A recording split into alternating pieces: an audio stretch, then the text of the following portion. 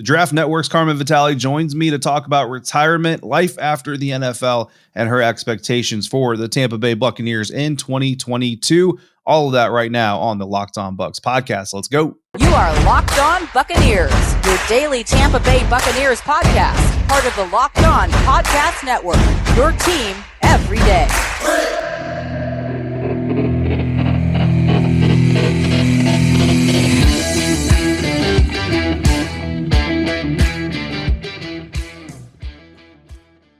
What's up, Bucs Nation? Welcome to the Locked On Bucs podcast, part of the Locked On Podcast Network, your team every day. We are your daily podcast covering the Tampa Bay Buccaneers, and we are free and available on all platforms, including YouTube. And we thank you for making us your first listen or your first view of the day. I am David Harrison, covering your Buccaneers for Sports Illustrated's BucsGameDay.com. My co-host James Yarcho is off for this episode, but you can find him being the deputy editor of SB Nation's BucsNation.com, with his own written content over there. When we're not there or here, you can find us on Twitter. James is at JYarcho_Bucs. I am at DHarrison82. And the show is at Locked On Bucs. We thank you again for making us your first listener, your first view every single day. Now, as I promised in the opening of today's episode, let's bring in Carmen Vitali of the Draft Network. All right, guys, back like she never left. Joining me right now on the Locked On Bucs podcast, one of our favorite guests of all time, Carmen Vitali at Carmi V. She's not. Senior NFL reporter now and managing editor for the Draft Network because she turned her back on the Buccaneers. She got her bling and ran for Chicago. So everybody give a nice round of boos to Carmen Vitali. Just kidding, obviously, Carmen. But Carmen, tell everybody about the new digs. That's the rudest welcome. Yet it's still going to be a good welcome that we've ever had with a guest. But tell everybody about the new transition, the new digs, the new workplace. Yeah, it's fully remote, which is crazy. So now I don't have an office to go into, but that means that I get this wonderful apartment that I now call home in the city of Chicago to be my office. And I'm just getting used to it. I just moved in a couple of days ago, actually. Oh. So I'm still getting used to it. I don't have a cool background yet. I did have the windows, but I didn't think that Bucs fans would want me to rub it in their face too much about having the city behind me. I do, but I miss Tampa dearly. I miss the Bucs dearly, but it was time to move on. And now I get to cover the whole league. And the wonderful thing about the Draft Network is just the wonderful amount of autonomy I have over my work. And at some points, autonomy over others' work. I'm actually one of their editors. So I'm helping out, the rest of the content team and learning so much from, the staff and just the wonderful people over at the Draft Network. So I've gotten to do some really cool features this summer. I think I pretty much became an offensive lineman myself this summer. And it's just broadened my horizons like so much more, which was it was just kind of time for me to move on a little bit, as much and as hard as it was to leave Tampa and to leave the team, because they will always, always, always have a special place in my heart. I love all those guys dearly. There you go. So Bucs fans will be very, very happy to hear that. And look, I've been seeing the pictures you've been sharing outside your new view there in Chicago. And I love the city of Chicago. I've never lived there, but I've been there several times for work as a visitor. I love the city of Chicago, so I don't blame you for loving that view and loving what you got going on there. We also love the fact that Tom Brady is back for the Buccaneers, Carmen. Last time we spoke wasn't on the show, but the last time we spoke was in Mobile, Alabama, and Tom had actually just retired because he officially retired the day I think that we saw each other. He kind of retired the weekend while I was driving to Mobile, so that was a fun trip for that. My phone blowing up as I'm trying to drive down to Alabama. What was your initial thought when Tom quote unquote retired? But then did you ever buy that it was solidified, or did you kind of when he unretired was kind of a that makes sense type of moment? Yeah, I think it was that makes sense type of moment. Yeah. And I think that even the Bucs kind of had that feeling all along too, because they really didn't have a great contingency plan if he had stayed retired. And I know Jason Light better than that. He's a very prepared, very meticulous guy. And I think that he would have maybe had a little bit more of a backup plan had that actual, or at least a succession plan. I mean, we saw that Bruce Arians had a succession plan for head coach, so it would be hard for me to fathom that they wouldn't have had some sort of plan, and maybe they kind of knew, or at least had an educated guess that he would come back. And that seems to whatever whatever happened there, whatever, it worked, and he came back, and now the Bucs are. I was doing some research for an article I wrote on the Draft Network, and I realized that after losing in the playoffs since 2013, Tom Brady the next year has won the Super Bowl. So that bodes well for Bucs fans. Very nice. Literally gone like losing playoffs, win the Super Bowl, losing the playoffs, win the Super Bowl, which is just an insane amount of success in that span. So I don't know. We'll see. All eyes on Tampa this year. Yeah, absolutely. And of course, everybody happy that Tom decided to reverse course. Unhappy, though, that Rob Gronkowski decided to continue his prolonged vacation. But again, just like Tom, not everybody's sold. In fact, I would actually say that fewer people are sold on Rob Gronkowski staying retired than they were with Tom Brady staying retired. James Yarcho, my co-host, who you know very well, I wish he was here for this, stood on the platform that Tom Brady was staying retired. We didn't even need to talk about the situation. He is standing on the same platform for Gronk, but his girlfriend comes out and says she doesn't think he's actually staying retired, and that him and Tom are basically just having fun with everybody. And then, of course, on Wednesday, Luke Easterling tweets or retweets basically Gronk restating that, no, I am staying retired. What do you make of that whole thing? Is Gronk just having fun with us, or do you think Gronk will be coming back? No, I mean, I think you can take Rob at face value. That I think that he truly probably believes that he's retired, and this was his decision. This was his decision right now. Now, does that mean that his mind won't change? I don't know, but I think at this moment in time, he wants to be retired, and he took his time making that decision. And I mean, he still has stayed connected to football. He was working out at the Bucs facility all off season. So I didn't really think he was going to retire. I'll be quite honest with you, just knowing that he was around and still working out and still staying in shape. But I think it was really just him trying to make his decision, and in real time, like when he said that he was undecided, he really was undecided. And so therefore, things can change. And I know Tom is pretty persuasive when he wants to be. So that being said, though, I think that he fully, I'm retired. This was my decision, and I am going to stick to it until maybe, a few more weeks down the road. And there is a certain time when I believe the Bucs have to, decide whether or not he's on the retired list or not. Right. Or that he has to decide whether he's on the retired list or not, and they can only bring him back after a certain time. I'm not sure when that time frame is, but that decision will have to be made for real at some point during the season. Yeah, and of course, we haven't seen the Instagram post or the tweet or the video of Rob scribbling on a napkin to Roger Goodell, "I am retired," which we did see from Ali Marpet. And I don't want to leave this segment without showing a lot of respect to the other Buccaneer that retired that really kind of gets lost in the mix. And that's really sad considering everything that he's done for the Bucs going through from his time starting in the NFL. I mean, right guard, center, left guard, like anything the Bucs asked him to do, he probably would have lined up at wide receiver if they really wanted him to. Ali Marpet, I don't know if you've seen him. Yeah, recently. he's slimmed down a lot. And it's funny, actually, I was having a conversation with another I can't remember who it was right now, but we kind of noticed like offensive linemen or almost like military guys, like when they retire, they either get really fat or they actually slim down to below the weight they were when they were wearing uniform. And Ali Marpet went the healthier route, which I'm happy for because he's still super young. You don't want to see him go the opposite direction. But what do you think of Ali retiring? And is that something that you are around these guys in more of a capacity than just watching them play football? So is that something you kind of saw coming, or were you taken back by that? I did actually, just because of some conversation. So Ali's dad is wonderful, Bill Marpet. He went to every away game of the Bucs. He was at every home game. He was at all of Ali's games. Nice. And so on the road, when we were traveling commercially last year, somehow, some way, Bill was always on our flight. And so I had some wonderful conversations with Bill.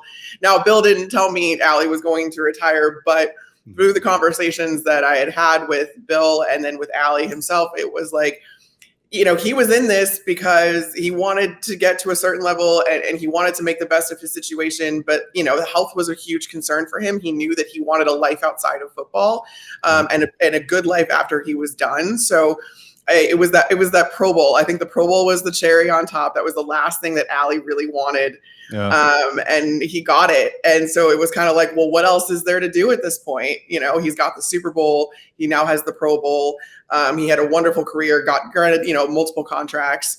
So you've got nothing else to prove at that point. And again, if you value a lot outside of your job, I mean, football, as much as Ali loved it, was a job. And for a lot of these guys, that's not, uncommon, where these guys like treat it like it is a job. And so you have the opportunity to do all you need to do or all you want to do in a job and then retire and move on to something else. Like, why wouldn't you do that? So Ali, and I want to say, like, I think the difference between the guys that kind of blow up after they're done playing and the ones that slim down, it's not only maybe necessarily the effort or whatever it is that they were used to in their playing days and then, drops off afterwards. A lot of guys just aren't naturally that big. And Ali's one of those guys. I remember having so many conversations with him about having to keep his weight up.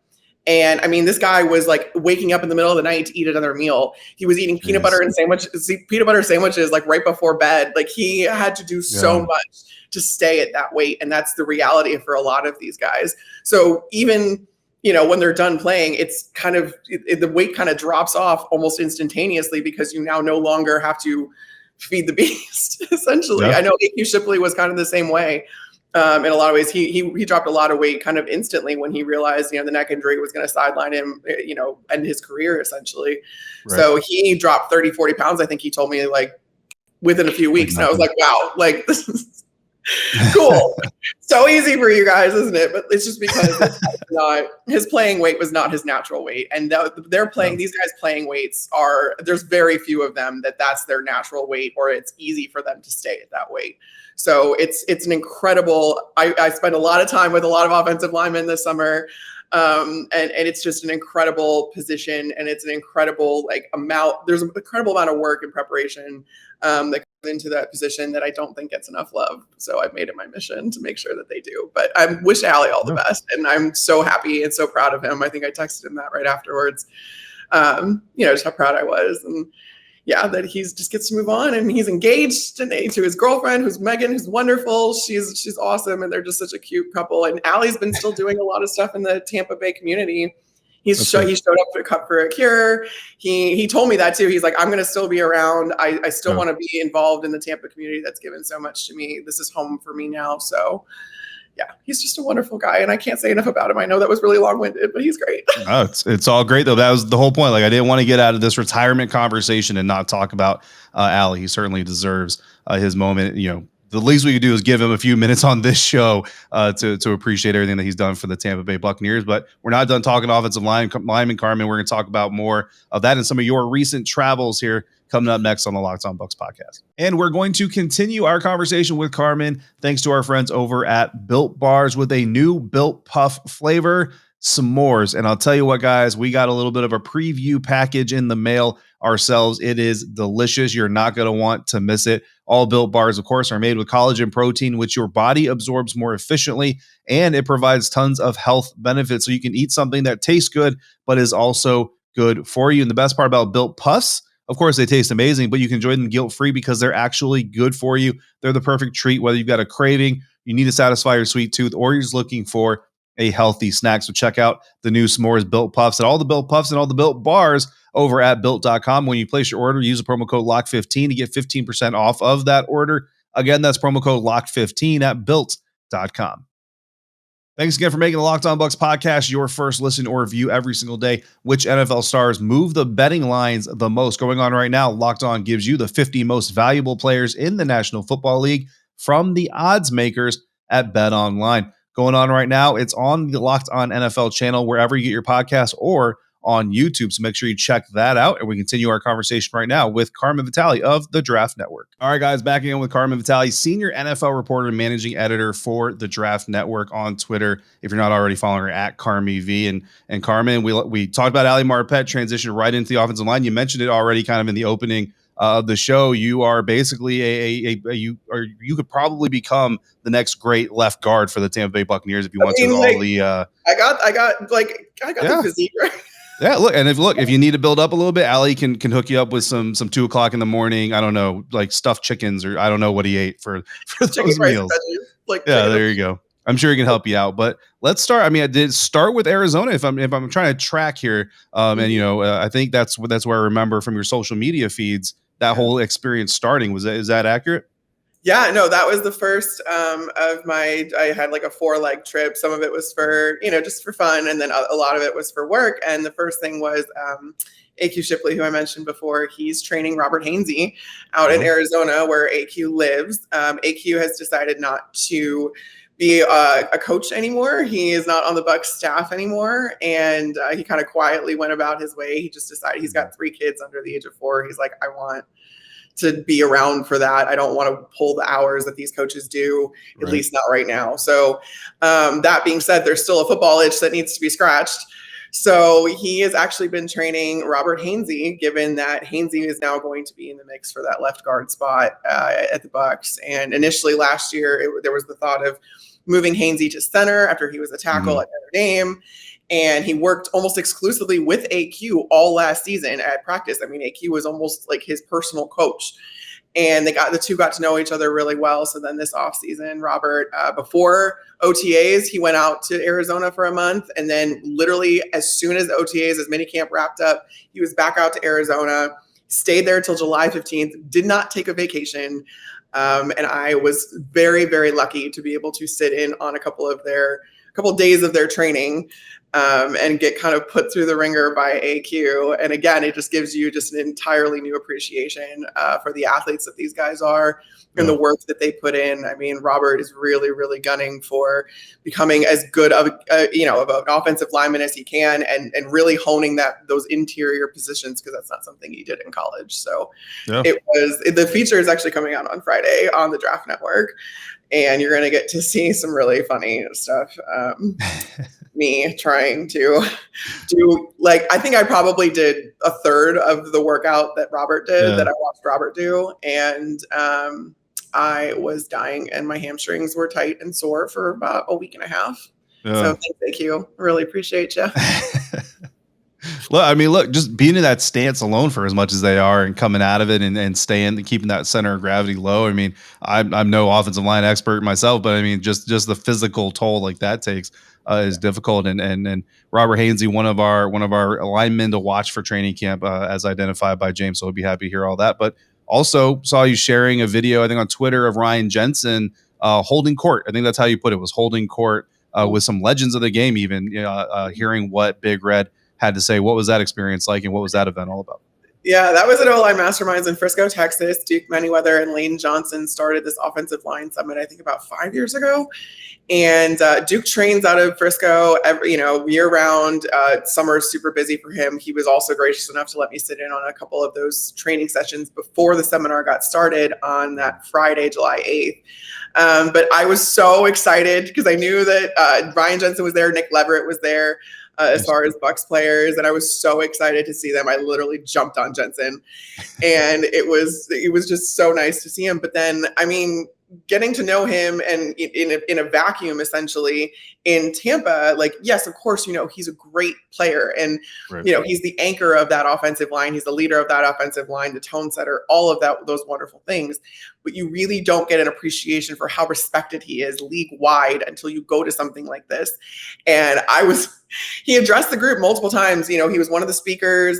He took guys through film. And then after that, there was these kind of just informal breakout sessions where guys very naturally and organically would go up to others, like a lot of the veteran players or some of the Hall of Famers. There was 4 Hall of Famers there, and ask questions. And I don't know what I was expecting, but I guess I wasn't really expecting that, like, Ryan Jensen is the mayor of O-Line Masterminds. Like, straight up. He had so many guys around him at every single breakout session, just hanging on his every word. I told him, I was like, you're kind of a big deal. And he's like, I don't want to put it that way, but I'm like, no, you really are. And even to the point where at one point I was like texting him during the Hall of Famers were shouting him out. And I was like, do they know you? Do they know who you are? I was like, why does everybody like you? But he's a very dear friend of mine. So I was just kind of giving him, I was keeping his ego a little bit in check. That's my job. That's my self-proclaimed job. But I mean, that being said, he doesn't need it. He's very humble about everything. And it was really, really cool. And I think that Bucs fans really need to understand what they have in him. The Bucs clearly do, awarding him that new contract. Right. And it couldn't happen to a better guy. And he's such a good player. And he's just such a good, I don't know, the way that he came up from CSU Pueblo to now, I mean, like, he takes so much pride in that. I think a lot of those guys on that line that were the small school guys, like Alex Kappa, like, they took a lot of pride in the fact that they were small school guys that made it. And they were like, look at us now. Yeah. And so that was really cool. And then not only that, but then to see Jensen's peers revere him as much as they did, it was awesome. So Bucs fans, just please appreciate Big Red. Like, he does a lot for y'all. I think they do. I think Bucs fans know what they have in Ryan Jensen. And just I'll add on to the Ryan Jensen humility party and train. And we had him on the show. It was a while back now, but the day that he was supposed to be on with us, there was a snowstorm in Colorado where he and his family were. And signal wasn't all that great. So he's like, you know what, guys? He's like, let's do this tomorrow. He's like, I'll go into town where there's a better signal and I'll be able to do this better from there. He apologized profusely. We're like, yeah, no problem. It's Colorado. I'm from Colorado, so I know what the weather can do there anyway. And, the very next day, he literally went to, I think it was a local coffee shop. Was like, hey, listen, I don't want special treatment, but I do need to do the show, and all these things. They gave him like a corner of the restaurant or whatever it was that he was in, so he could do the show with us. And I mean, he went through all that effort just to be on this podcast. So I mean, yeah, I greatly appreciate Ryan Jensen and everything that he does. He's one of my favorites. Don't tell anybody else. Between you, me, and whoever's watching. But it was the amount of effort that he goes through. That's just who he is as a person. It's who he is as a player. I remember at O-line, I tweeted this story out he shared with the group about how he got injured right before the week. What was that, week 8? The Eagles game on Thursday night. And I had actually been privy to that whole thing because the previous Sunday he had torn part of his hip flexor essentially. Yeah. And he was like down bad, very bad. And he was like, I don't know how I'm going to play on Thursday. Like, there was contingency plans being made. And essentially Tom was like, nope, you're playing. And so Ryan worked day in and day out with Alex Guerrero and the rest of the Bucs training staff. And I remember when he told me that he was playing, and I was like, you've got to be kidding me. Like, I saw you walking in the hallways. Right. Like, you couldn't walk. And he's like, well, and he's like, as long as I can walk, I can play. So he got to walking, and he played that game. And it was one of his best games of the season. You're going to figure it out. Listen, so Bucs fans, look, Ryan may get the occasional 15-yard flag, okay? But he's dealing with some stuff.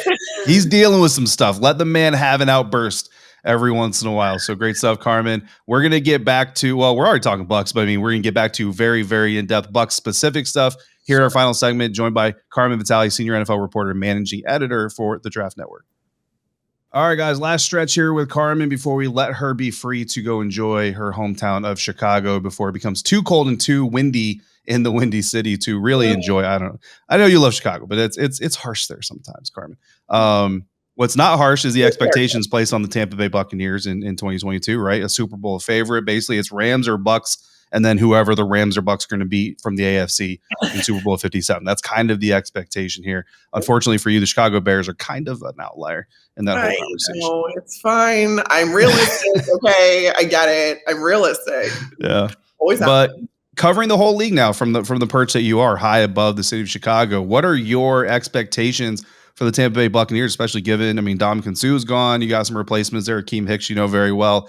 Jason Pierre-Paul obviously is gone. JTS is going to step up. I know you saw Joe Tryon-Shoyinka working out during part of this trip as well. You can talk about that. But then also, they've got a murderer's row schedule coming up, and you know better than anybody on this side of things how that schedule really impacts the team. Sure.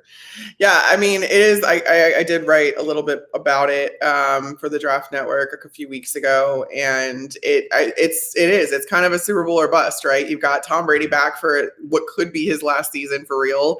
He wants to go out on a high note. Also, you had some casualties, you had some cap casualties, you had some retirements as we talked about, but you still have the core intact, and you've got more talent than pretty much anybody else in the NFC at least, if not the league. So the win now window is still open, and we don't know how long it's going to be open for. So that being said, I mean, yes, there was a little bit of a rotation or, on the defensive line, some change ups with Ndamukong Suh. And Ndamukong Suh was a fantastic player for the Bucs. He still is a fantastic player. I have no doubt in my mind he's got more to give. That being said, I think Akeem Hicks fits this scheme like a glove. And I know that the coaches are super excited. They didn't know that they were going to be able to get him, for the price that was going to work. And they did. And so he's going to fit in just kind of seamlessly. He's had a relationship with Todd Bowles for the last few years. They've known each other. And so it's just going to work. I feel like it's just going to work really, really well.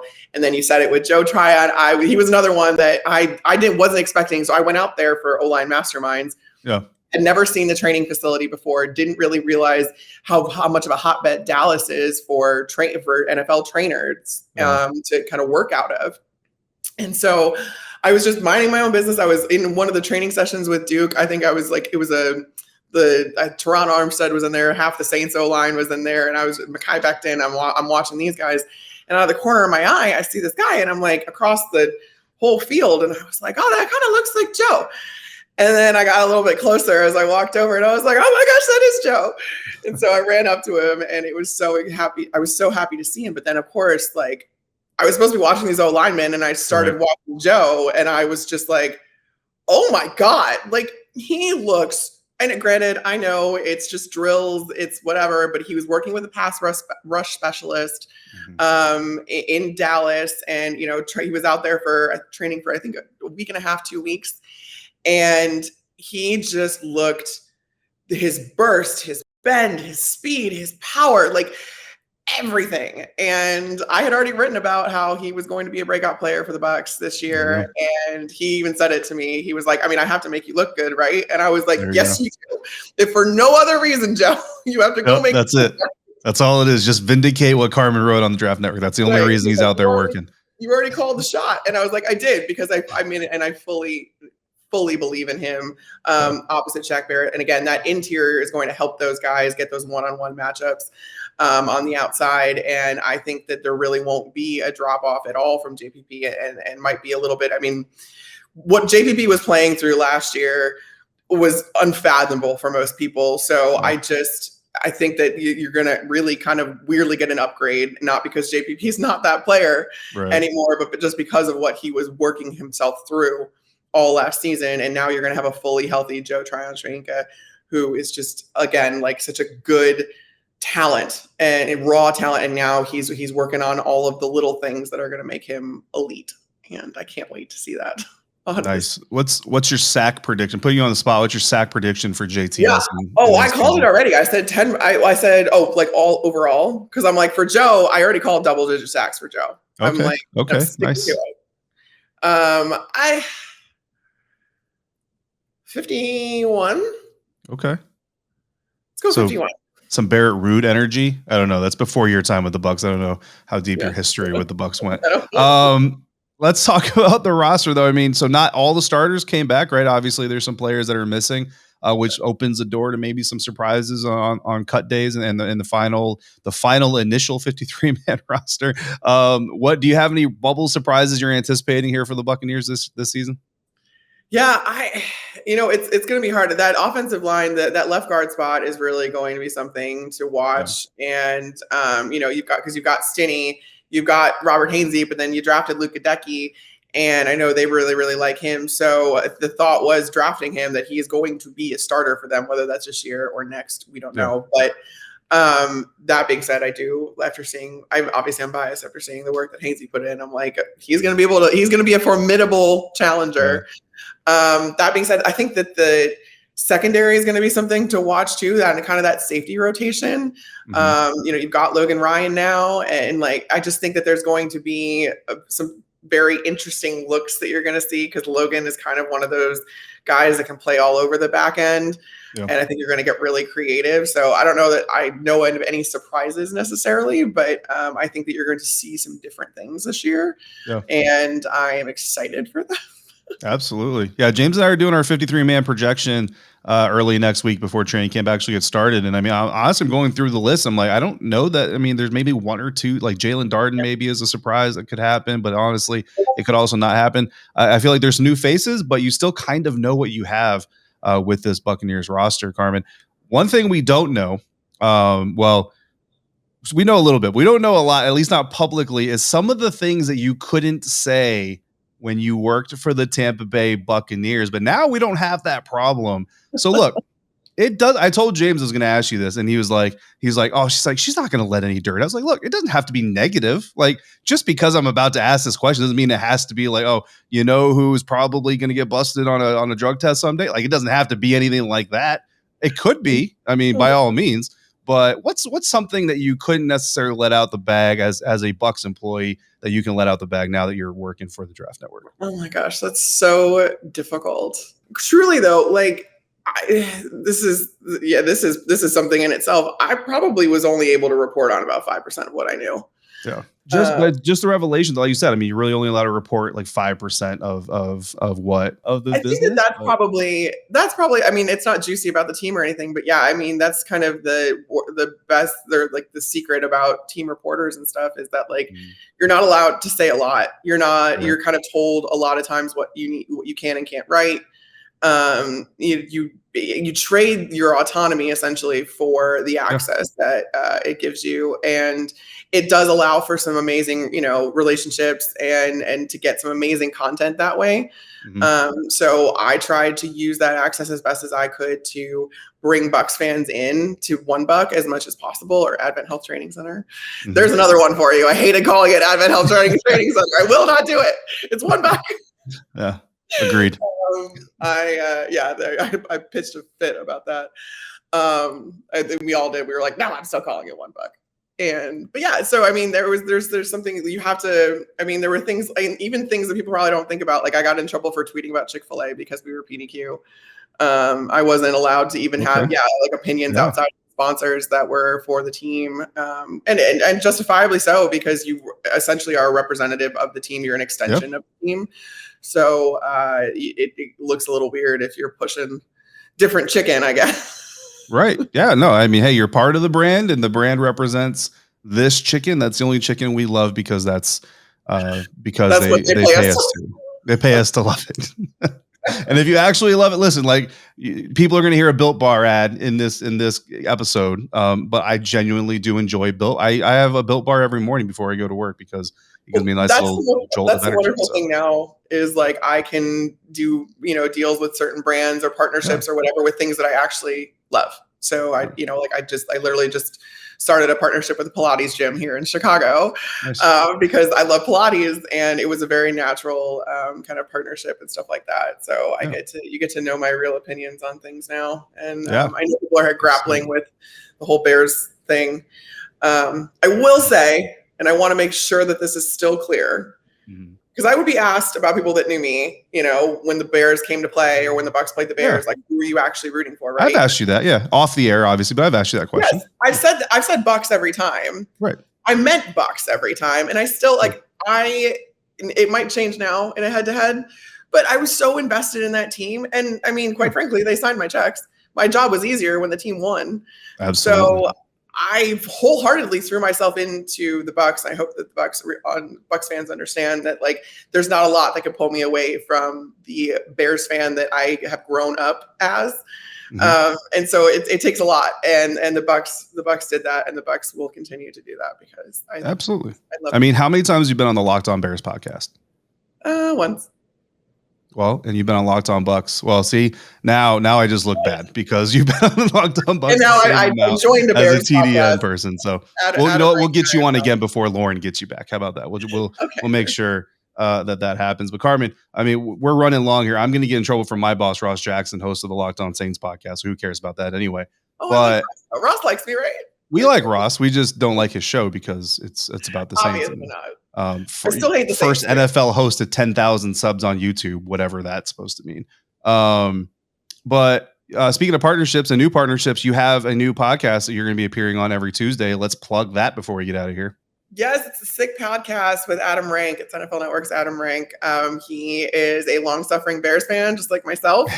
And it's a passion project. It's a love. It's out of love for him. And I was a guest on his podcast a few weeks ago, and he was like, "Hey, what would you think about making this thing a little bit more permanent and coming on every week with us?" And I'm super, super stoked about it. I'm still, kind of catching up on the last 6 years of Bears football.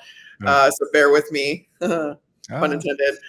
But I'm super, super happy. So every Tuesday at 8 p.m. Eastern, 7 p.m. Central Time, you can catch Adam and I talking Bears and taking questions from fans, which is really fun. So if you think Justin Fields is an underrated NFL quarterback for the future and you are a Darnell Mooney fan, make sure you check that out, because I am both of those things. So I will be checking out as well. Carmen, senior NFL reporter and managing editor of the Draft Network, on Twitter at Carmi V. Again, if you are not already following her, make sure you do. Bucs fans, you know where you love her, and she's back now, and hopefully we'll figure this. You guys don't know this behind the scenes. We tried to schedule the thing like 5 different times during the offseason. Something just kept getting in the way. But glad to have you back on. We'll have you on again shortly. Thank you for your time as always, Carmen.